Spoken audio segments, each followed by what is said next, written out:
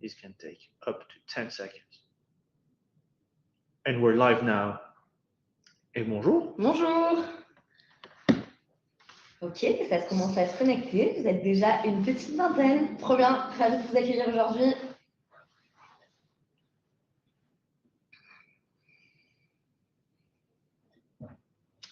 Euh, 11h pile. Hein? 11h pile. Bonjour from Paris. Bonjour Christine, bonjour Nicolas, bonjour Alexis. Super, vous êtes déjà hyper engagés. On n'a même plus besoin de rien dire. Pour un webinar, c'est pas mal. Hein, pour un webinar, c'est pas mal. On va vous laisser parler à notre place probablement. Et continuer à faire ça pendant tout le webinar, qu'on le rende interactif. Et en parlant d'interaction, il y en a 4 d'entre vous qui ont déjà lancé la tendance, mais si vous voulez nous faire un rapide coucou dans le chat et même si vous vous sentez suffisamment à l'aise, donnez votre prénom et peut-être ce que vous faites dans la vie. Et ben c'est super et ça nous permettra de personnaliser les échanges tout au long de la prochaine heure que nous allons passer ensemble. 1 heure, c'est long. Ce que je vous propose, c'est qu'on le fasse de façon interactive, même si on est dans le monde du digital, et qu'on prenne les questions et qu'on y réponde au fur et à mesure. Absolument. Tout au long du webinar, quitte à ce qu'on se répète après et qu'on rentre plus dans les détails sur les différents thèmes qu'on va aborder dans les slides, mais faisons ça de façon interactive et faisons en sorte qu'on passe 1 heure la plus constructive possible ensemble. Trop bien. Peut-être qu'on peut commencer par nous, se présenter. Le temps que vous continuiez de vous connecter. Vous êtes une petite trentaine maintenant, donc trop bien, c'est en train de monter. Eh bien, enchantée à toutes et à tous. Je m'appelle Camille Sampou, je suis directrice commerciale chez Payplug depuis 2 ans et demi. Qu'est-ce que ça veut dire? Ça veut dire que je manage les personnes qui accompagnent nos marchands au quotidien, que ce soit des commerçants ou des e-commerçants. Et moi, je m'appelle Rémi Rubio, je suis en charge des alliances chez Payplug. Je suis là depuis 1 an à peu près et je suis au support des équipes commerciales de Camille pour aider les cycles de vente et d'accompagnement de nos marchands et e-commerçants en ligne et en magasin, du coup, dans le but de pouvoir avoir la meilleure proposition de valeur possible pour le e-commerçant et le commerçant en magasin. Et délivrer la plus grosse valeur ajoutée chez Payplug. Voilà. Et nous avions tous les deux l'honneur et la chance de participer à la NRF, National Retail Federation, il y a 2 semaines de ça à New York, qui est un événement très inspirationnel pour le monde du retail, évidemment très américain, mais pas que, puisque pour la petite anecdote, notre cher Paris Retail Week, qui est pour nous et pour beaucoup d'entre vous, j'imagine, un des events phares de l'année, devient la NRF Europe à partir de septembre. Donc, on est ravis d'être là avec vous aujourd'hui. Est-ce que ça nous permet un peu de vous expliquer comment ça va se passer en septembre prochain aussi à Paris? Est-ce que ça peut driver en termes de tendance et vous donner un petit coup d'avance là-dessus? Et les influences qu'on va essayer de mettre sur la NRF du coup Europe, plus la Paris Retail Week, en septembre prochain avec Payplug. Absolument. Et du coup, c'est une excellente transition pour rapidement, même si ce n'est pas forcément l'objet du jour, vous parler de qui est Payplug et ce qu'on fait. Très simplement, Payplug, c'est une solution d'encaissement par carte pour des marchands de toute taille, en ligne et en magasin. En ligne et en magasin, voulant dire parcours traditionnel comme parcours un petit peu plus novateur dont on va vous parler aujourd'hui.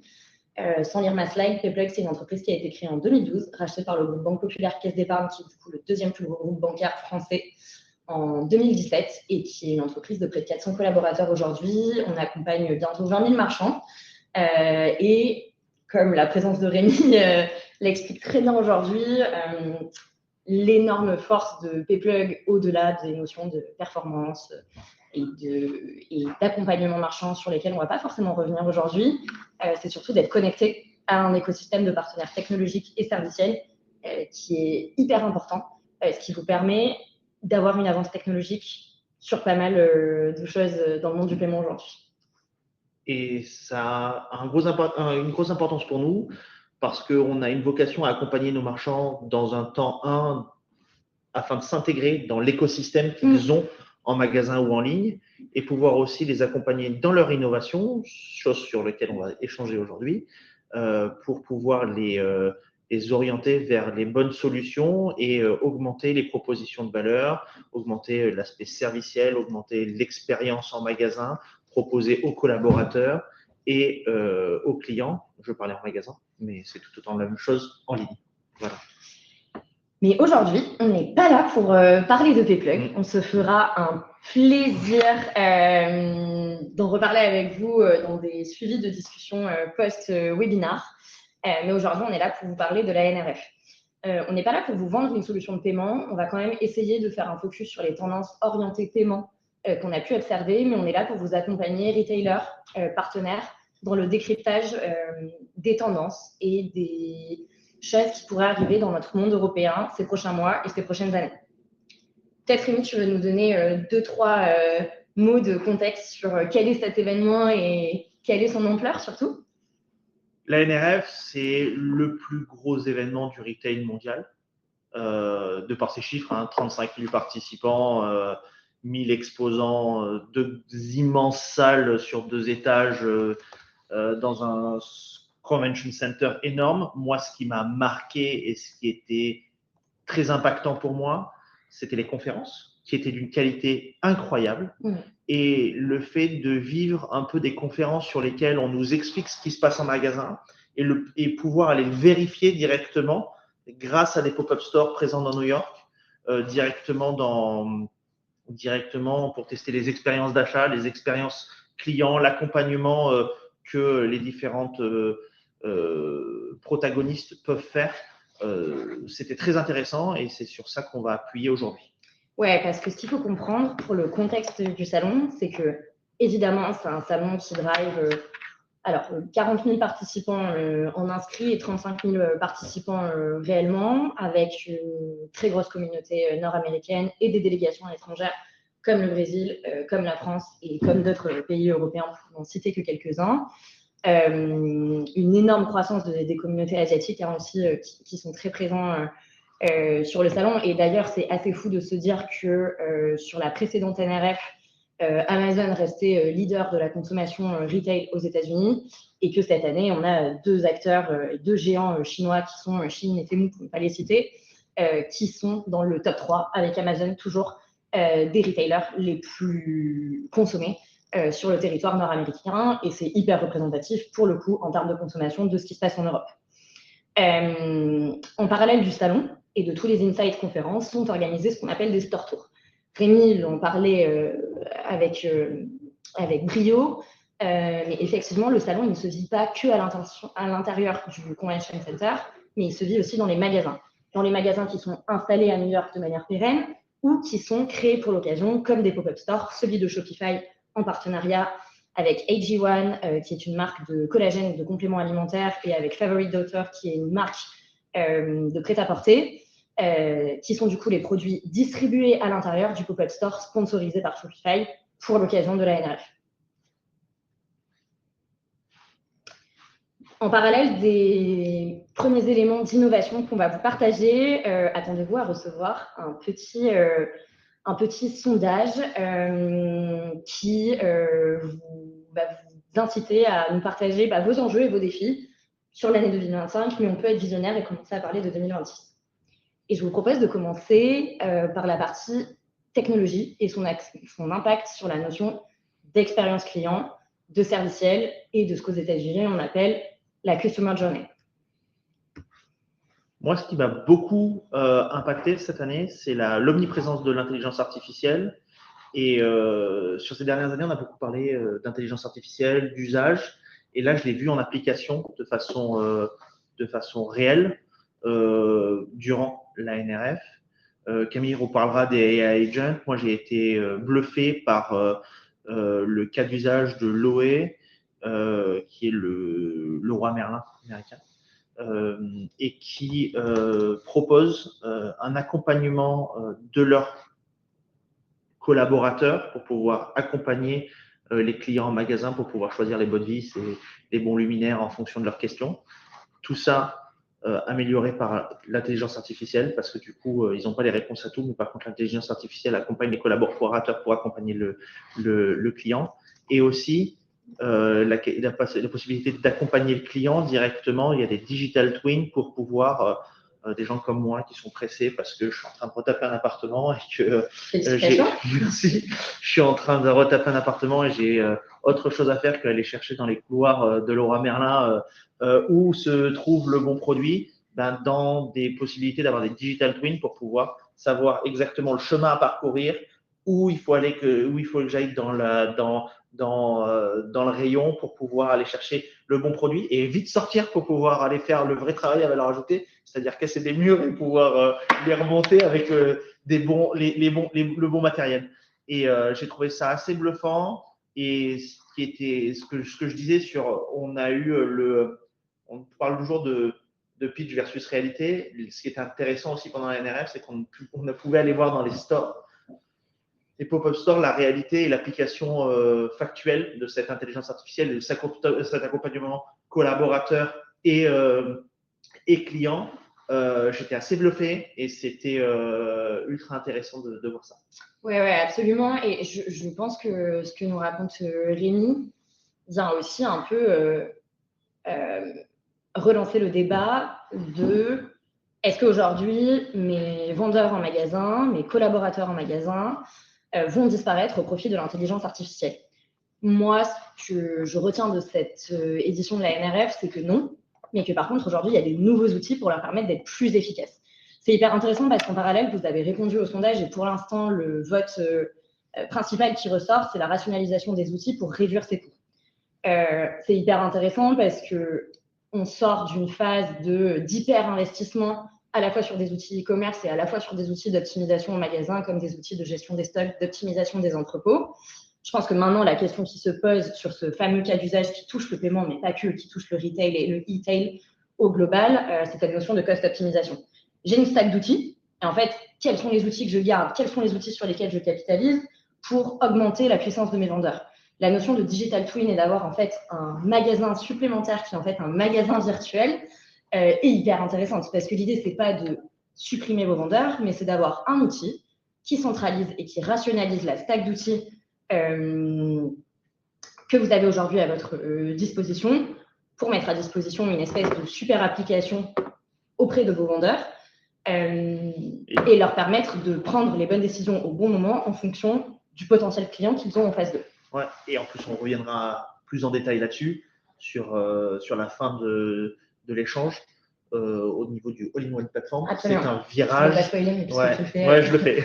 C'est un virage que les éditeurs prennent et que nous avons identifié, que nous prenons aussi. Et c'est dans l'air du temps. Donc, le sondage et vos enjeux sont nos enjeux et notre préoccupation numéro 1 dans notre produit. Ouais. Et la notion d'AI agent ou de all-in-one platform qui sont ni plus ni moins que des relations et des briques qui vivent l'une avec l'autre. Il y a énormément d'exposants et d'acteurs, vous l'aurez compris, des startups aux grands groupes auprès de ce salon. Pour nous, et sans aucune pub, parce que c'est des acteurs avec lesquels, pour certains, on travaille et d'autres avec lesquels on ne collabore pas, ou en tout cas pas encore. Les deux acteurs, qui sont des géants internationaux qui nous semblent matures pour vous proposer cette notion d'agent virtuel et en gros d'augmentation de la puissance de vos forces de vente en magasin sans multiplier les coûts, sont Salesforce et Google, qui ont tous les deux une version de l'AI Agent qui est parfaitement aboutie. En témoigne la collaboration avec Salesforce et Typology, une marque de cosmétiques que vous connaissez probablement, sur leur stand et au sein de leur conférence, avec un parcours d'achat, avec un vendeur qui est réellement implanté, qui est capable de me connaître au fil des questions et de la discovery qu'il va faire avec moi sur mon parcours d'achat et qui me fait repartir avec le bon produit. En l'occurrence, sur le stand de Salesforce, c'était un baume à lèvres ou une crème hydratante. Rémi est plutôt reparti avec le baume à lèvres, moi plutôt avec une crème hydratante. Bizarrement. Et ce que je veux dire, c'est qu'il y a vraiment cette notion de personnalisation qui fait aussi le lien avec ce qu'on verra après. Pour la partie all-in-one platform, on va plutôt parler d'acteurs comme Shopify sur lesquels on aura l'occasion de revenir. Et pour finir, on a vu l'application dans l'accompagnement du collaborateur. On a tous entendu parler de ChatGPT que beaucoup utilisent dans leur quotidien personnel, professionnel. On l'a vu appliquer sur l'intelligence artificielle. La prochaine étape qui était présentée pendant la NRF, c'est comment aussi je rends le parcours d'achat de plus en plus personnalisé par rapport aux produits que je regarde. Je suis en ligne sur un site e-commerce. En fonction des différents produits que je regarde au fur et à mesure de mon parcours d'achat ou de mon parcours de recherche, mon site internet, enfin mon site e-commerce entre guillemets, s'améliore et comprend et me pousse et modifie aussi le parcours à l'intérieur de ce dernier pour pouvoir m'influencer dans mes achats. Et je trouvais que c'était intéressant. Ça, c'est le pitch. L'année prochaine, j'aimerais bien voir la réalité et je serais heureux de vous dire ce que j'en ai compris et ce que j'en pense en termes d'applicatif sur cet élément-là. Mais du coup, avoir des vendeurs augmentés et l'accompagner tout au long de son parcours d'achat, que ce soit en ligne, en magasin ou que ce soit des parcours hybrides, ça n'est rendu concret et réel que s'il y a une transaction à la fin. Jusque-là, je ne vous apprends rien. Et c'est à ce moment-là qu'on vient de parler de paiement. Je pense que pour Rémi comme moi, qui évangélisons et vendons du software sur Android et du tap-to-pay sur Apple depuis un petit moment déjà, on a quand même été hyper impressionnés par la démocratisation de l'encaissement en mobilité sur 100% des store tours et des conférences et des retours d'expérience auxquels on a assisté. On a la conviction que c'est ce qui devra être beaucoup plus abouti dans l'environnement européen sur ces 12 à 18 prochains mois, si on veut révolutionner l'expérience client et si on veut capitaliser sur une énorme tendance issue de la NRF, mais qu'on voit aussi dans notre portefeuille de marchands, qui est le regain du retail. Aujourd'hui, les gens retournent en magasin. Modulo les disparités urbaines versus villes de province versus taille des magasins. Évidemment, il y a toujours l'exception qui confirme la règle. Mais ils ont une chose en commun, c'est comment je facilite l'accompagnement du client dans mon expertise pour lui proposer le bon produit au bon moment et pour faire en sorte que dès qu'il ait fait son choix, il n'y ait potentiellement pas de retour en arrière en termes de friction parce qu'il faut que je refasse la queue, parce qu'il faut que je traverse le magasin. On a vu des store tours chez Macy's. Alors, je disais la dernière fois, c'est en fonction des dérives, mais chez Macy's, Macy's, l'équivalent d'un Galerie Lafayette au printemps chez nous. Ouais, c'est ça, exactement. Qui propose une multiplicité de produits avec des caisses un peu partout. On cherche les caisses, propose la possibilité de télécharger une application et de payer directement sur son application en self-checkout. Il n'y a même plus de borne, comme ce qu'on peut voir aujourd'hui chez Monoprix. Ouais. Ils proposent ça en self-checkout. Et toujours dans une optique d'optimisation du moment d'encaissement ou de la suppression de tout ce qui est friction au moment de j'ai choisi, j'ai fait mon choix, j'y vais. Absolument. Et la bonne nouvelle, c'est que toute génération confondue, aujourd'hui, on a tous un smartphone et ou une tablette entre les mains. En fait, c'est ça le TPE de demain et d'aujourd'hui pour certains qui ont déjà franchi le cap sur certains cas d'usage. Mais ça, c'est vraiment un outil à exploiter et qui devient le point d'encaissement de 100% de vos vendeurs demain. Par exemple, chez Patagonia, chez qui nous nous sommes rendus, au milieu du Store Tour, Rémi et moi, nous sommes un peu séparés. Moi, je me suis rendue au sous-sol plutôt sur une partie accessoire qui d'ailleurs est présente sur l'écran. Rémi était plutôt à l'étage sur la partie mode et au premier étage parce que c'est un magasin sur 3 étages.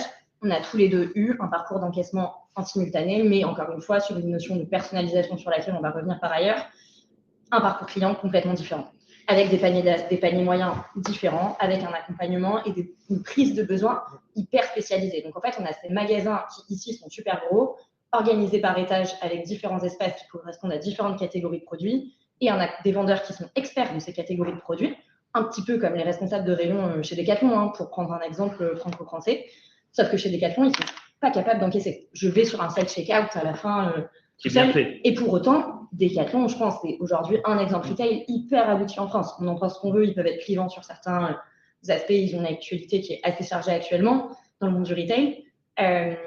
Mais par contre, cet accompagnement et ce serviciel, ils l'ont déjà. Et moi, ça, je pense que c'est une pratique dont il faut s'inspirer. Et je vais même aller plus loin pour faire un lien avec la slide précédente.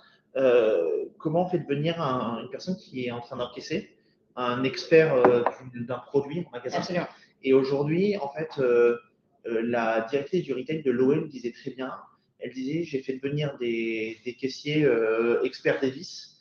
Et en fait, je leur ai mis un outil dans les mains qui permettent de les faire devenir experts et qui leur permettent de devenir dans le bon système d'accompagnement. Et je pense que Camille, là, c'est le moment où il y a la deuxième tendance du sondage qu'on vous a parlé et qu'il faut je te laisse la main, mais qu'on traite pour pouvoir expliquer ce qu'on a vu à la NRF. Ouais, absolument. Donc, du coup, la deuxième tendance là, qui ressort de votre sondage, c'est l'utilisation, la meilleure exploitation des données clients pour personnaliser l'expérience d'achat. On va avoir un point dédié, une slide dédiée sur la partie personnalisation. Mais par contre, ça fait bien le lien avec aussi la notion d'expérience client et d'exploitation de la donnée. Aujourd'hui, 100% des magasins qu'on a visités n'ont plus de points d'encaissement à l'intérieur de leur magasin au sens traditionnel du terme. Se dégagent 2 axes. Le self-checkout pur et dur. Je vais chez Whole Food Daily, l'équivalent d'un Carrefour City ou d'un Carrefour Market ou un Carrefour de centre-ville, concrètement, ou d'un Monoprix, sur une clientèle un petit peu plus premium. Je suis capable de faire mon encaissement en toute autonomie avec des systèmes de bornes qui sont hyper aboutis.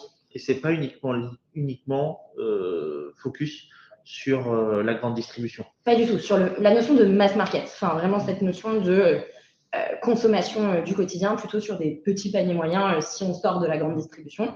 Et sur la grande distribution, la capacité d'absorber un panier comme le nôtre quand nous sommes allés chez Whole Food Daily, où on a une centaine d'articles à faire passer. Je vous rassure, c'était principalement des canettes d'eau de pluie reminéralisées à mettre à distribution et des petits cadeaux qu'on a ramenés à nos chers collaborateurs restés en France. Cette tendance de self-checkout, pourquoi est-ce que je pense qu'elle est plus aboutie aux États-Unis que chez nous en France?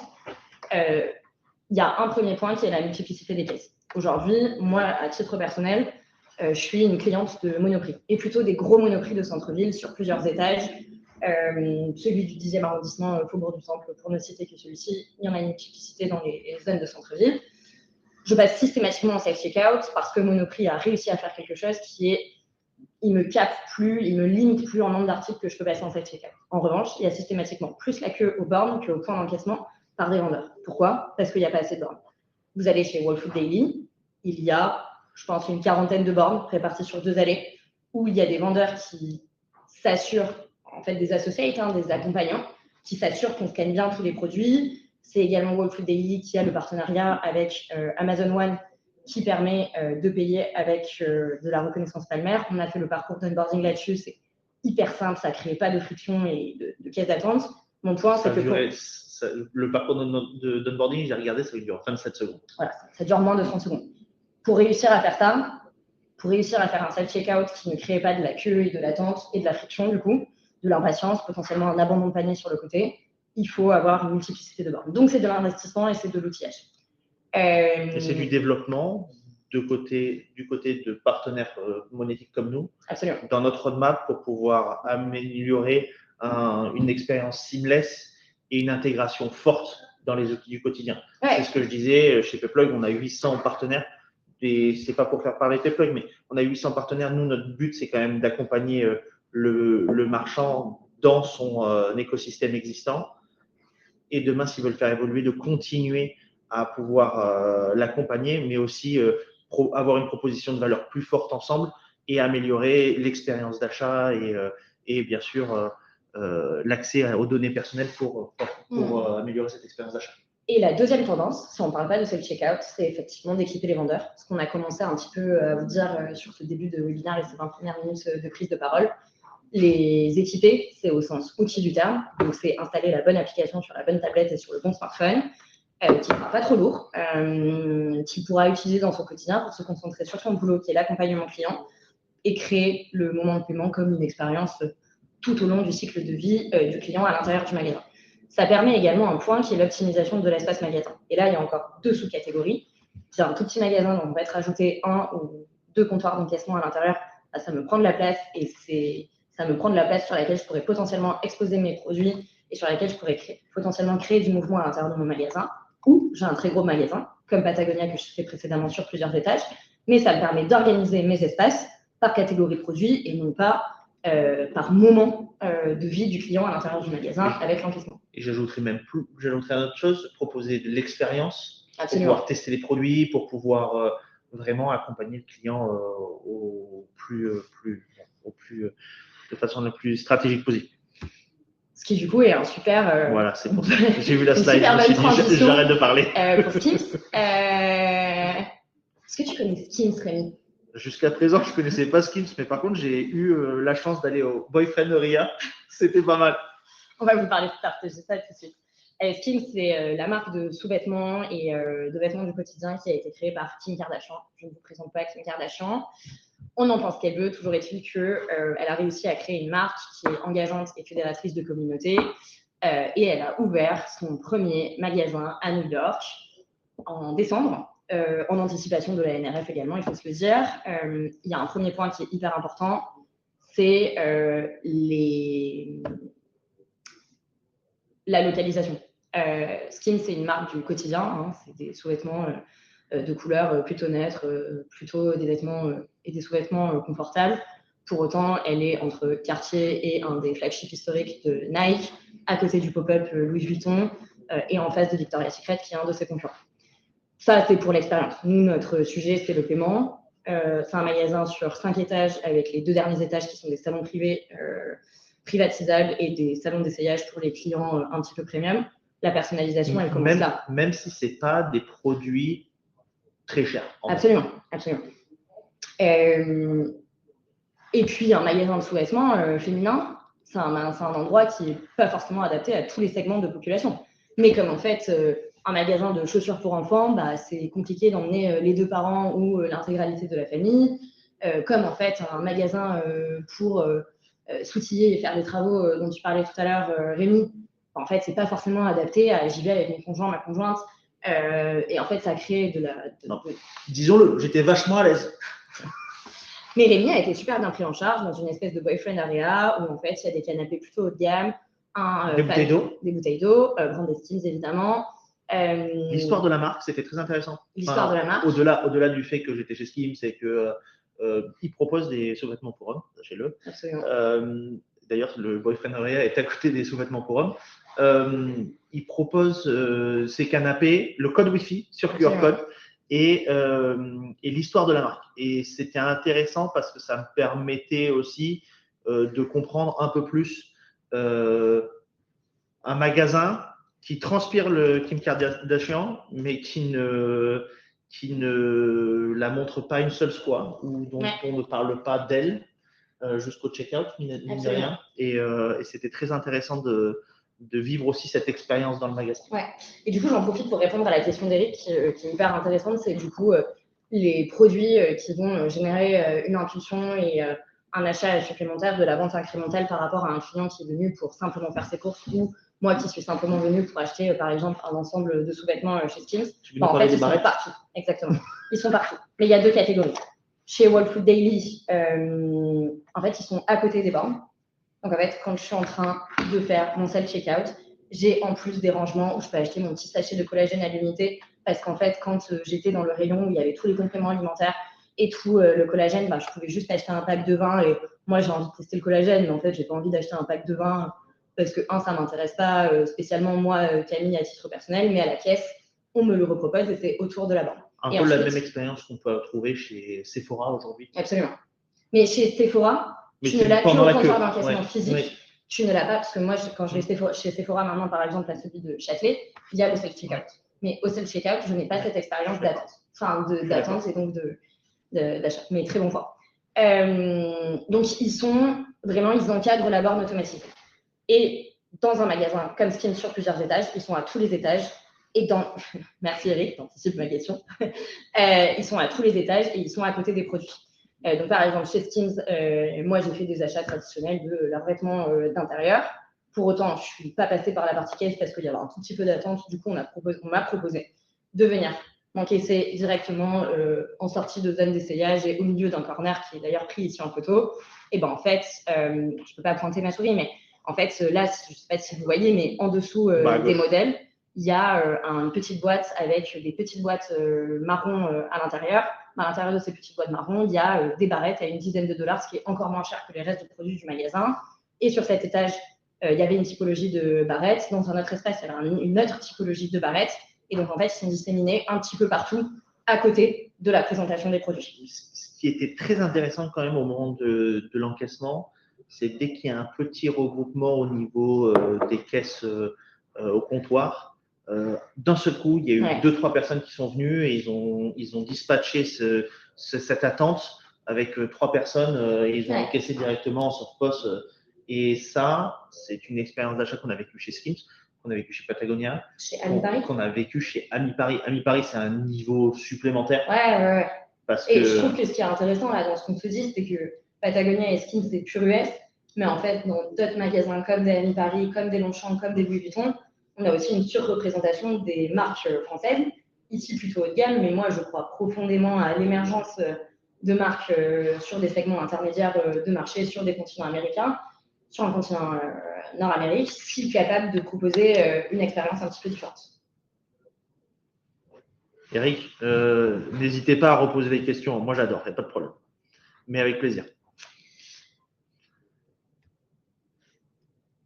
Et alors, les inspirations de tendance 2025. Est-ce que tu te sens inspiré ce retour de New York? Ouais, je suis inspiré. Je comprends les tendances. J'ai hâte de voir comment on va les appliquer. En France et en Europe.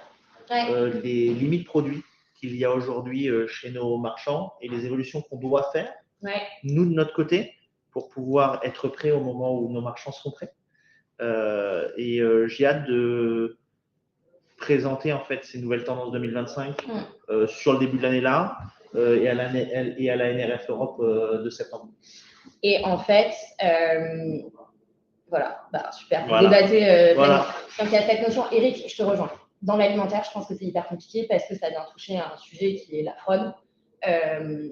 Et d'ailleurs, c'est pas pour rien que les magasins autonomes, dits autonomes de Amazon Go, où je rentre, je scanne juste mon empreinte de carte, je prends mes produits, ensuite je m'en vais, et quelques minutes ou quelques heures plus tard, je suis directement débitée sur ma carte. Aujourd'hui, les derniers Amazon Go aux États-Unis, ils sont en train de fermer parce qu'il y a trop de problèmes de vol et donc, du coup, ils sont obligés de rajouter des vigiles. Il y a un problème de stockage de la donnée parce que c'est des magasins qui sont complètement équipés de plein de micro-caméras et en fait, ça coûte excessivement cher aujourd'hui de stocker de la donnée dans le cloud de manière sécurisée avec les bons paramétrages. Et ce qu'il disait chez Loé aussi, c'était intéressant et c'est pour ça qu'il y a des applications d'expérience d'achat et d'expérience en magasin qui sont aux US et qu'il va falloir faire revenir en France, mais je pense que culturellement, et moi personnellement, je ne suis pas encore prêt, c'est ce monde où on est ultra épié par des caméras toute la journée. Absolument. On vous parle beaucoup de ce qu'on a beaucoup aimé. Sur la NRF, il y avait quand même beaucoup d'exposants de caméras à expliquer qu'on était capable, dans une certaine mesure, de voir les zones d'achalandise à l'intérieur du magasin parce qu'on voyait les gens qui y passaient. Ça, c'est un peu le côté sympa. Le côté moins sympa, c'est qu'en vrai, je pense qu'il peut y avoir des dérives assez fortes. Et donc, eux, c'est dans leur quotidien. Nous, ce n'est pas encore dans notre quotidien et je ne sais pas dans quelle mesure on va pouvoir l'appliquer en France. Donc, ces éléments-là sur les vols, sur les choses comme ça, ils l'ont bien en tête. D'ailleurs, pour vous donner une idée, il y a Monoprix aujourd'hui qui commence à appliquer ça dans les magasins. Si vous regardez, quand vous faites sortie du self-checkout, il y a toujours quelqu'un qui a une petite tablette dans les mains de la taille d'un smartphone qui est capable de dire qu'à la caisse, il n'y a pas eu les nombres d'articles qui se sont passés. Ça, c'est possible de le checker. Et ça arrive en France, mais pas encore à l'échelle. Pas encore hyper démocratique. Voilà. Mais par contre, je pense qu'un des éléments de réponse à la disparition des produits permettant de générer de la vente émotionnelle, de la vente plus impulsive et donc de la vente incrémentale, c'est aussi l'hyper-personnalisation. Parce qu'en fait, si mon vendeur ou ma vendeuse a un rôle autre que celui du simple encaissement et d'accompagnement, alors je suis capable d'accompagner la personnalisation de mon parcours client en magasin et je suis capable, moi, en tant que vendeuse, en tant que vendeur, de préconiser un produit supplémentaire. Ce n'est pas valable pour la grande distribution et pour l'alimentaire, je suis entièrement d'accord, mais je pense que c'est valable pour beaucoup de catégories retail. Et oui. Ça, c'est aussi ce qu'on a vu. Ça, c'était un magasin qui, en gros, chinait de la vaisselle et qui l'a ensuite l'a personnalisé avec des phrases un petit peu catchy. Moi, j'ai acheté des tout petits plats sur lesquels il y a écrit Portion Control. Voilà, on est sur ce type de choses. Il y a un espace dans ce magasin qui est de l'équipement de la maison et de l'équipement du quotidien où je peux aussi en fait faire personnaliser la photo, l'image de mon animal de compagnie avec son nom dessous. Est-ce que c'est applicable à l'univers français parce qu'on a une culture de l'animal de compagnie qui est moindre que ce qu'on a pu voir aux États-Unis? Je ne suis pas certaine. Par contre, la notion de personnalisation qu'on a aussi eu chez Patagonia quand tu as acheté ta doudoune, où on propose la doudoune Patagonia, c'est la même que je l'achète au magasin de New York, que je l'achète au magasin de Boston, ou que sais-je. Aux États-Unis. En France, il n'y a pas de triple XL. Là-bas, ils avaient, donc j'étais un homme heureux. Voilà. Oui, absolument. Mais la référence de la doudoune existe absolument partout dans le monde. Par contre, le patch à $8 qu'on va me coller sur lequel il y a écrit Patagonia New York, bah ça existe que dans le Patagonia New York. Et c'est ce qui m'incite à aller dans ce magasin Patagonia. Et quand j'ai l'occasion de croiser un autre magasin Patagonia, d'y aller aussi. Et d'ailleurs, on parlait d'upsell au moment du checkout tout à l'heure. Bah, en fait, c'est un exemple typique de l'upsell du checkout que j'ai eu.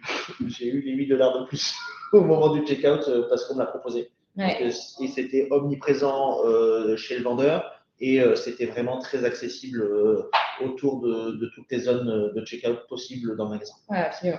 Alexis, ouais, vas-y. Non, vas-y. Alexis, tu parlais de ces environnements remplis de caméras et d'études des comportements clients dont on a pu. Est-ce qu'on en a entendu parler? La réponse est oui. On était avec nos amis de chez Apple et nos amis de chez Salesforce qui travaillent ensemble dans l'univers du magasin Apple. Oui, aujourd'hui, ils disaient qu'ils étaient capables de déterminer des. Il y a eu beaucoup de problèmes récemment chez Apple où il y a des mecs qui arrivent et qui cassent tout le magasin ou le store. Ouais. Ils sont capables de déterminer des tendances agressives au moment de l'entrée d'une personne dans le magasin et ils en ont parlé. Oui, ils stockent les données. Oui, ils sont granulairement au courant que un homme. Alors, l'exemple qu'il donnait, c'était un homme avec une calvitie était plus à même d'acheter un iPhone qu'une femme avec des cheveux blancs était plus à même d'acheter un Mac. Voilà, c'était une exemple. Bah, je suis ravie, j'ai un Mac et un iPhone, du coup. Mais après, c'est des exemples qui font pas, enfin, qui choquent pas aux US de parler comme ça. Moi, j'ai étudié là-bas, donc je le vois. Mais en France, avoir des niveaux de discours comme ça, c'est un peu plus touchy. Mais par contre, voilà. Pour compléter ça, déjà dans ce que tu dis, il y a deux choses. Il y a les différences culturelles intrinsèques de ces différents pays. Est-ce que je crois qu'aujourd'hui, on peut appliquer à 100% de nos magasins retail, de la grande distribution à la mode à accessoires, en passant par la maison déco, un suréquipement de micro-caméras en France? Non, j'y crois pas. J'y crois pas pour deux raisons. Pour une raison de coût et d'investissement de la part des retailers dans un contexte d'inflation et de sous-consommation de la part des ménages français. Ça, c'est de manière très factuelle. On parlait de rationalisation des outils et d'agrégation des outils et de choisir un outil qui est capable d'avoir 10 fonctionnalités plutôt que d'acheter 10 outils qui ont chacun une fonctionnalité. Mais enclenche le débat de la gestion du risque aussi et de la mitigation du risque. Ça, je ne crois pas qu'on puisse le faire. Et il y a un autre sujet qui est le sujet effectivement éthique, stockage de la donnée, anonymisation de la donnée et protection en fait du consommateur. Donc pour ces deux raisons, je ne pense pas que cet exemple très précis et un peu tape à l'œil d'utilisation des caméras en magasin soit hyper applicable en France. Par contre, je pense que ce qui est applicable en France, c'est ce sujet de personnalisation. C'est encore une fois que je vende de la chaussure, que je vende des vis, que je vende de la food. En fait, si je suis capable d'accompagner mon client dans son expérience d'achat de manière digitale ou de manière humaine et de faire un focus, moi, en tant que retailer, sur une promo actuelle, sur une tasse, parce que, en fait, j'ai du stock, ou c'est une tendance, ou j'ai envie de driver le sous-segment de la tasse et de l'achat de la tasse dans mon magasin, que mon vendeur soit capable de dire à la fin de la customer journey du client qui a été super bien accompagné, au fait, j'ai une tasse, elle est actuellement à $5 et c'est super, j'en aurai plus le mois prochain. Ça, je pense que ça peut générer de la vente incrémentale. Et ça reprend les thèmes que sont l'hyper-personnalisation, la capacité d'encaisser directement le client dans son parcours d'achat, que ce soit en sortie de cabine, au milieu d'un rayon, quand on parlait des responsables de rayon ou de sous-catégories de produits en magasin. Ça, je pense que c'est quelque chose qui est faisable. Ouais. Je me permets d'avancer les slides parce qu'on couvre plein de sujets, mais on a encore plein de choses à vous partager. Je vois aussi le temps qui court. Merci pour vos questions. C'est hyper cool d'avoir cet échange interactif avec vous. Ce que je trouve intéressant aussi, en parlant de cette slide-là, c'est l'essor des pop-up stores. Ouais. On parle beaucoup de pop-up stores, on parle beaucoup d'innovation. New York, c'est un peu l'endroit où tous les tests sont faits, tout est autorisé en termes de courant de pensée, je dirais. Ouais. Pas tout est appliqué, il faut qu'on se le dise. Et les sociétés utilisent la NRF, les sociétés utilisent les store tours aussi pour améliorer leur image de marque. Ouais. Il faut qu'on en soit conscient. Les pop-up stores, moi j'ai été choqué par le pop-up store de Louis Vuitton où en fait les gens sont assez ouverts aux États-Unis. On disait mais Louis Vuitton, pourquoi ils sont là? Parce que le pop-up store Louis Vuitton, ils ont refait toute la façade. Et du coup, je parlais à la vendeuse de chez Patagonia. Je dis mais ils refont la façade, ça doit leur coûter une fortune. À quoi elle m'a répondu non, en fait, ils ont le building et à l'intérieur de ce building-là, ils font des pop-up stores Louis Vuitton en fonction de leur collaboration au fur et à mesure de l'année. Et ça, il faut qu'on en soit conscient que ce qu'on trouve génial sur New York et est-ce que c'est appliqué et applicable sur le marché européen? La réponse, culturellement, technologiquement, c'est potentiellement pas applicable, même en termes de législation. Tout ce qu'on vous raconte aujourd'hui, c'est pour qu'on en tire le plus de bénéfices possible, je dirais, qu'on comprenne les grandes tendances et qu'on puisse aussi nous s'adapter dans les parcours d'achat, les parcours omnicanaux dont on parlera au fur et à mesure dans les prochaines slides. Et du coup, les segments qui sont en plein essor, c'est ni plus ni moins que les segments qui sont capables de créer de l'exclusivité au travers de ventes événementielles, que ce soit une exclusivité ou un produit qui n'est distribué qu'une seule partie de l'année, en fonction des saisons, que ce soit des pop-up stores, et surtout des produits qui sont un petit peu plus accessibles que ce qu'on a connu par le passé. Par exemple, l'explosion du marché du bien-être. Je me permets de croiser ce qu'on a vu aux États-Unis et une tendance qui nous a été transmise par le baromètre BPCE en fin d'année dernière. Le baromètre BPCE, c'est une filiale du groupe qui est notre actionnaire côté Payplug, je vous le disais en entrée, et qui est capable d'exploiter des données complètement anonymisées pour en décrypter des tendances. Aujourd'hui, il y a un déclin de la consommation dans le segment voyage et loisirs, parce que ça coûte cher, parce que les ménages français ont moins d'argent à investir sur ce segment-là. Par contre, il y a une énorme croissance de la partie bien-être. L'analyse, c'est de dire, en fait, l'argent que j'utilisais historiquement pour mes loisirs au sens voyage, je l'utilise pour mes loisirs et pour le bien-être au quotidien, parce qu'en fait, je ne pars plus forcément en avion, en bateau ou en voiture à l'autre bout de la France. Mais par contre, je suis capable de me faire plaisir sur des paniers à quelques dizaines, voire quelques centaines d'euros, en allant chez le coiffeur, en essayant une nouvelle marque de cosmétiques, etc. Donc, il y a un vrai sujet de diversification de l'intégralité des retailers en vente additionnelle et de collaboration. J'avais vu en échangeant avec ces deux retailers de manière complètement distincte une collaboration, par contre, par exemple, entre Catmur, donc l'équipement de la maison d'intérieur, et Besson Chaussures. Pourquoi? Parce que d'un point de vue géographique, c'est souvent des magasins qui sont côte à côte, qui ciblent les mêmes populations sur des ménages qui ont à peu près la même propension ou pas à consommer. Et ben, je pense que si on n'est pas capable chez Catmur de distribuer de la chaussure, mais plutôt de l'accessoire d'intérieur, mais qu'on a envie de générer de la vente additionnelle, c'est intéressant de faire une collaboration avec notre retailer. Ça, c'est le premier point. Rémi parlait de la notion de pop-up. Je me suis rendue samedi à titre personnel chez Merci, qui est du coup un concept store dans le centre de Paris, plutôt très à la mode, etc. Et un peu comme ce que tu exprimais avec Louis Vuitton, à côté de leur entrée principale, il y a une entrée vers un magasin qui s'appelle Non Merci. Au-delà du jeu de mots de rôle, c'est leur propre pop-up. C'est là où ils présentent des collections qui sont temporaires, c'est là où ils font des collaborations avec d'autres marques. Moi, ce que je pense qu'il faut en retenir pour driver de la clientèle à l'intérieur de vos magasins, pour générer de la consommation, c'est de se dire que je n'ai pas forcément les moyens d'investir dans un pop-up au sens physique du terme, de louer un bâtiment ou un espace pour une durée limitée ou illimitée. Par contre, j'ai la possibilité de réaménager mon espace intérieur. Kiabi le fait très bien sur la partie seconde main. Ils ont installé des corners qui sont dédiés seconde main, qui sont d'ailleurs en train d'équiper de vendeurs en mobilité pour vraiment avoir deux segments de population. Et donc, en fait, on revient à ce sujet de la personnalisation et de l'organisation de l'espace du magasin. Créer de l'exclusivité sur quelque chose que vous avez déjà, c'est vos boutiques qui ont pignon sur rue. Et faire de la communication sur les segments de population que vous avez envie de driver sur ce secteur de consommation particulier. Eric nous demande, est-ce qu'on ne pense pas qu'il va y avoir plus de pop-up vu que moins compliqué de mettre en place des quêtes avec une solution comme Payplug? C'est tout ce que je disais en introduction. C'est la modularité et en fait c'est une super passe que Eric vous nous faites.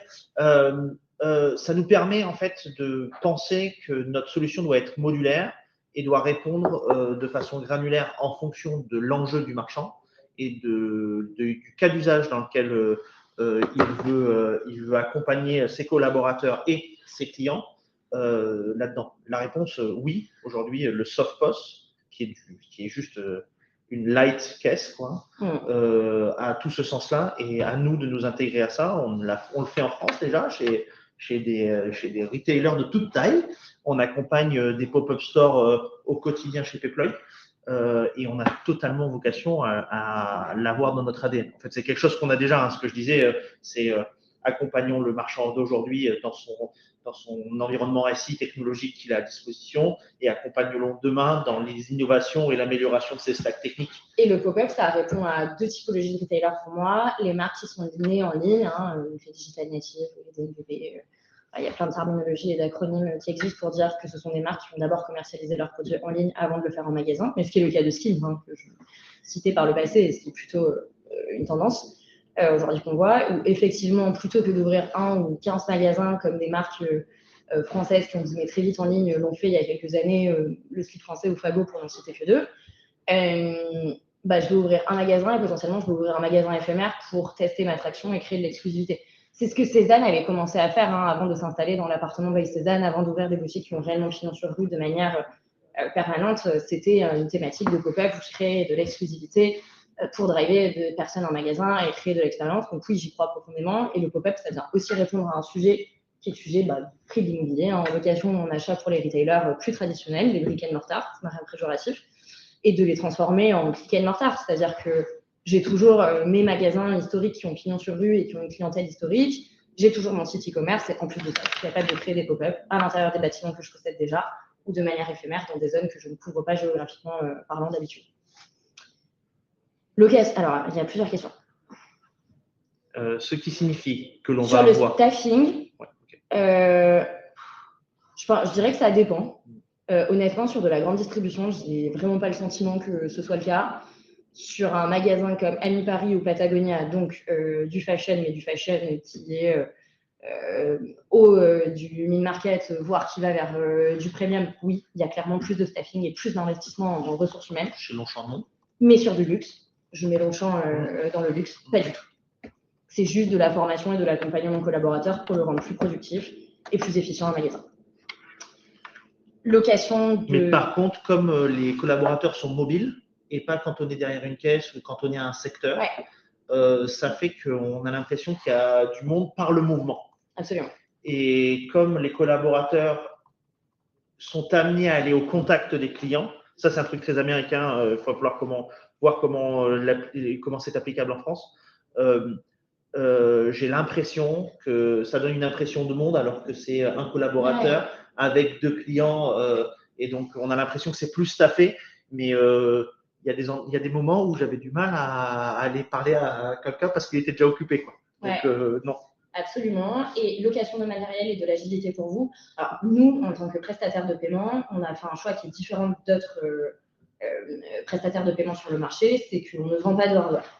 Donc, nous, notre boulot côté Payplug, c'est de mettre à disposition un module en ligne et une application en magasin qui s'installe à l'intérieur d'un TPE. Et ensuite, on a une multitude de partenaires avec lesquels on s'intègre pour être compatible avec toutes les typologies de matériel et toutes les marques de constructeurs. On est hyper agnostique là-dessus. Aux États-Unis, la tendance est à l'achat de ce matériel, mais ça, je pense que c'est un truc culturel. Parce que les Américains ont une culture de l'endettement qui est hyper forte et qui est beaucoup plus prononcée que ce qu'on peut connaître en France et en Europe. En revanche, les partenaires français et européens, donc ce qu'on appelle des mainteneurs, qui sont des gens qui fournissent le matériel à l'intérieur duquel il y a toutes les briques technologiques comme le partenaire de paiement, comme la banque acquéreuse, comme le logiciel de caisse, absolument. Donc vraiment la brique hardware, l'outil physique au sens du terme. Tous les partenaires français proposent systématiquement soit de l'achat, soit de la location, et il y a une grosse tendance de consommation sur de la location parce que, en fait, même si on est engagé sur quelques mois ou sur quelques années, j'ai la possibilité de changer mon matériel si je m'aperçois que, en fait, c'était pas telle typologie de matériel qu'il me fallait, mais j'ai envie de le faire évoluer, si j'ai envie d'avoir un parc hybride. Et ça, aujourd'hui, je suis très sereine de dire que le marché français côté fournisseur est adapté à la location pour les retailers, ce qui les rend beaucoup plus libres aussi. Alexis, sur votre question, j'ai l'impression que la tendance est de faire évoluer constamment son magasin pour que les clients aient une expérience originale à chaque fois, mais toujours personnalisée. On tend un petit peu vers ça, via les DNVB. J'ai fait une grosse étude en retour de la NRF que j'ai partagée nous en interne sur j'ai deux grands mondes. J'ai le monde du logiciel de caisse qui vient du monde de l'ERP, qui accompagne les gros retailers historiques, et le logiciel de caisse qui vient du monde de l'e-commerce, et donc du coup qui accompagne les e-commerçants ou les DNVB, comme on appelle ça chez nous, sont deux mondes séparés. Via l'e-commerce, on a toujours amené une partie expérientielle via le magasin, via des modifications des collections, via de l'interaction digitale avec nos clients. Et donc, du coup, quand on a ouvert des pop-up stores, c'était toujours pour proposer au moment de Noël ou au moment de l'été de l'expérience en magasin, et pour faire venir ces gens qui étaient historiquement sur notre site internet via ces gens qui étaient sur le site internet en magasin, pour pouvoir les rencontrer. De l'autre côté, il y a des logiciels de caisse qui fonctionnent très bien et qui reprennent ces codes-là de plus en plus, qui sont ultra agiles, qui rentrent sur un monde SaaS, et qui le permettent. Et donc, je pense que ça va devenir un monde où tout le monde propose plus ou moins une même expérience d'achat, et c'est là où le all-in-one platform prend tout son sens. Qui est quelle brique technologique j'utilise pour pouvoir accompagner mon use case au mieux possible, et la plus intégrée à des stacks techniques spécifiques.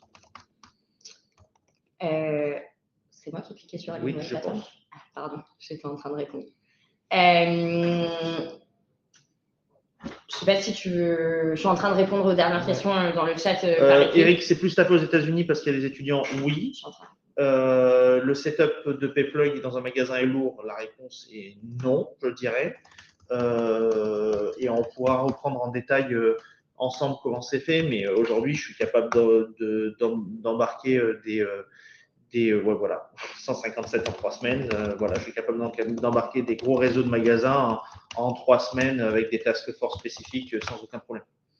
Et pour compléter ce que je viens de répondre à Eric sur la partie j'ouvre un pop-up à Élysée, ensuite j'ouvre un pop-up à Opéra, non, j'ai pas besoin de changer de matériel. Et si par exemple je suis sur de l'encaissement de mobilité, j'ai l'application qui est installée sur mon smartphone.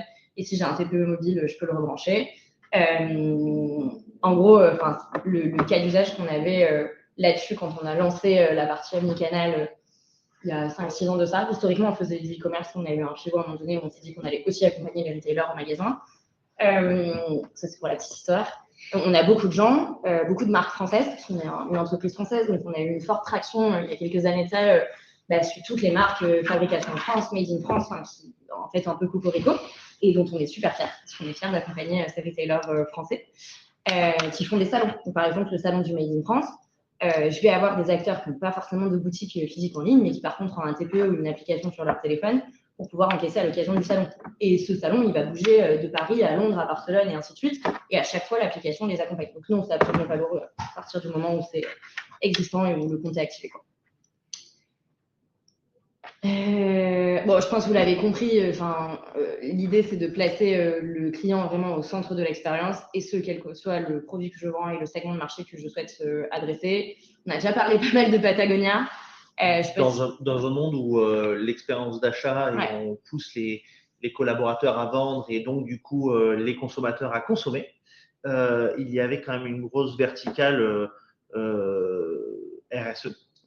Étonnamment, sur un pays où où on achète son matériel, qu'on recycle pas, il y avait une grosse vocation RSE, et comment en fait moi, dans mes habitudes du coup de conception de matériel, mais aussi de produits, j'accompagne mes collaborateurs en magasin, mais aussi les clients via des produits qui sont recyclés ou qui ont pour réduire l'impact carbone de ces produits. Voilà. Merci Camille. Je précise que c'est une autre Camille pour pas qu'on croie que j'essaye d'influencer, mais merci Camille. Ce qui fait, je pense, une bonne transition vers c'est notre avant-dernière slide. On est pile dans les 11h54. vers la notion de all-in-one platform qu'on a un peu en fait spoilé et teasé tout au long de cet échange. En fait, toutes les fonctionnalités qu'on vient de vous présenter, c'est possible. Oh, coucou Suzette, j'adore coucou Suzette, c'est des super barrettes. Je tease rien du tout, mais on va faire des trucs ensemble, trop cool. Et merci d'être là. En fait, toutes les fonctionnalités au sens feature et au sens accompagnement, du coup serviciel, c'est aujourd'hui disponible dans ce qu'on appelle des all-in-one platforms. Je pense que c'était la deuxième plus grosse thématique après les AI agents avec lesquels on a ouvert nos slides. Et ça, en fait, j'achète une plateforme qui peut tout faire et je choisis les briques qui m'ont bien. La notion de module et modularité. Soit des briques partenaires, absolument, soit des briques développées en privatif par les différents éditeurs de logiciels. Moi, j'avais été très enablé, entre guillemets, à la plateforme omnicanal de commerce unifié. Et en fait, la V2, ça s'appelle All-in-One Platform. Et j'ai trouvé ça ultra intéressant d'avoir cette vocation de modularité. Moi, qui m'a fait extrêmement plaisir parce que c'est une des raisons pour laquelle j'ai rejoint Payplug sur l'ultra-modularité de l'offre et pouvoir décomposer les différentes briques pour pouvoir améliorer un parcours d'achat, pour pouvoir améliorer un taux de fraude, pour pouvoir améliorer un taux d'acceptation. Tous ces éléments-là, moi, me challengent dans mon quotidien et me font penser qu'en plus, on a pris la bonne route chez Payplug sans spoiler de nouveautés qu'on va sortir. Comment il check? Ça se fait en deux temps. Enfin, pour le coup, le BNPL. Donc, en gros, pour le BNPL, c'est des solutions de BNPL qui s'appellent Onet, Klarna, Scalapay, pour en citer que 3 par rapport à la multitude de solutions qui existent sur le marché. Déjà, c'est des solutions qui, pour exister, ont besoin d'être tamponnées, régulées et sont un peu considérées comme des organismes de crédit. Juste, elles n'adressent pas le même segment de marché. Donc, c'est eux qui portent la responsabilité. Et pour être tamponnées et certifiées et être distribuées par des partenaires de paiement comme nous, comme on distribuerait du CB, du Visa, du Mastercard, ils sont obligés d'avoir un service de gestion des litiges et des contentieux. Et du coup, la fonctionnalité qui est demandée par 99,9% des retailers, c'est du paiement fractionné et garanti. Et donc, c'est-à-dire que le retailer reçoit 100% des fonds au moment du paiement de la première échéance du client. Et ensuite, si jamais le client a une carte qui ne fonctionne plus, n'est plus solvable pour X ou Y raison, en fait, le retailer ne le voit jamais. Et c'est l'établissement de paiement fractionné qui s'expose au risque et qui gère le litige. Voilà. Et donc, du coup, sur l'Union de plateforme, il y avait des questions tout à l'heure sur comment la gestion. Et ensuite, juste pour compléter la question, et ensuite, il y a des sociétés comme Alma, Klarna le font super bien, Onet commence à le faire. Je suis hyper agnostique, moi je ne distribue pas de Alma et de Klarna par exemple, mais je force de constater qu'il y a des trucs qui font bien. En fait, moi, si j'ai déjà acheté une fois en tant que cliente Alma, je suis enregistrée, ils ont une espèce de fichier client, Camille, cliente Alma. Et en fait, si j'ai déjà acheté une fois, 2 fois, j'ai un score de solvabilité auprès de ce fournisseur de paiement fractionné qui est enregistré et qui est valable pour l'intégralité des sites. Donc, si j'achète avec du Alma sur Patagonia ou sur Skims, en fait, je suis la même cliente finale pour Alma et j'ai un score de solvabilité. Et du coup, tout à l'heure, il y avait une grande tendance du sondage où il y a écrit mieux utiliser mes données clients pour personnaliser l'expérience d'achat. Le all-in-one platform y répond de façon drastique. Et nous aussi, en termes de partenaires technologiques de ce all-in-one platform, à nous aussi de pouvoir livrer des données qualitatives et sur lesquelles on peut faire levier pour pouvoir accompagner nos retailers dans l'expérience d'achat. C'est quelque chose sur lequel nous travaillons au quotidien et sur laquelle notre roadmap produit est très challengé et sur lequel nous aussi nous challengeons nos équipes techniques et produits.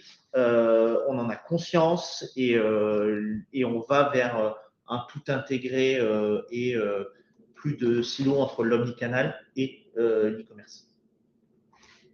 Merci. Peut-être en conclusion, il nous reste 1 minute. Je pense que je n'ai jamais tenu un timing comme ça sur un webinar.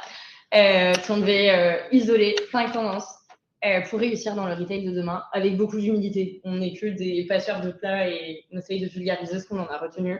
C'est probablement pas exhaustif et c'est notre vision côté Payplug.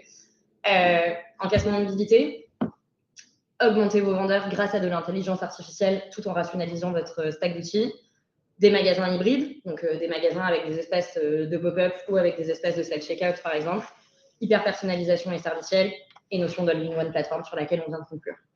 Vous avez nos contacts dans la dernière slide. N'hésitez pas à nous ajouter sur LinkedIn. Et nous pinguer. Christine, génial. J'ai encore une question. J'allais dire merci pour vos questions. C'était génial de passer ce temps avec vous parce que un webinaire, c'est digital. On parle beaucoup. C'est cool de le faire à deux. Mais très honnêtement, j'ai adoré les questions que vous nous avez posées. Et donc, du coup, Christine, on peut rester. Hein. Moi, je peux parler pendant des heures, il n'y a pas de problème. Est-ce que Payplug est intégré à des CRM ou des CDP Alors, du coup, oui, on va avoir des connecteurs avec en fait des briques de CRM, et notamment sur la partie fidélité et engagement client. Et ensuite, sur la partie CDP, il va y avoir des solutions comme Salesforce avec lesquelles nous, on a des connecteurs comme Salesforce Commerce Cloud, donc sur la partie CMS, mais qui vont nativement être compatibles avec les parties gestion de la data. Et c'est valable pour Adobe aussi, par exemple, ou pour des thèmes rajoutés sur des Magento chez Adobe, comme IVA, où on est compatible avec du IVA, mais aussi du IVA Checkout. C'est une discussion un petit peu plus technique, mais Christine, au plaisir de l'apprendre par ailleurs pour savoir à quel CRM ou CDP vous pensez en particulier et faire un sizing technique si nécessaire. Christine, c'est dans notre ADN. Il faudra c'est dans notre ADN d'être ultra modulable, de pouvoir accompagner le marchand, et je le répète, dans son SI aujourd'hui et dans son SI demain. Donc, au plaisir de continuer cette discussion ensemble. Mis à part toute cette partie retail, vous avez aimé New York? J'ai pas vu. Oui, on a aimé New York. Qui c'est qui a dit ça? Alexis. On adore New York. C'est pas bien pour l'empreinte carbone, mais on adore New York. On l'a flyé dès le début d'année, donc voilà. On se rattrape pas sur les vacances d'été. Ok, Eric, carrément, trop bien. Merci pour l'idée de thématique de webinaire. On l'a note côté market et on vous revient là-dessus. Merci beaucoup. Merci à toutes et à tous. À très bientôt. N'hésitez pas à nous contacter. Au revoir. Au revoir.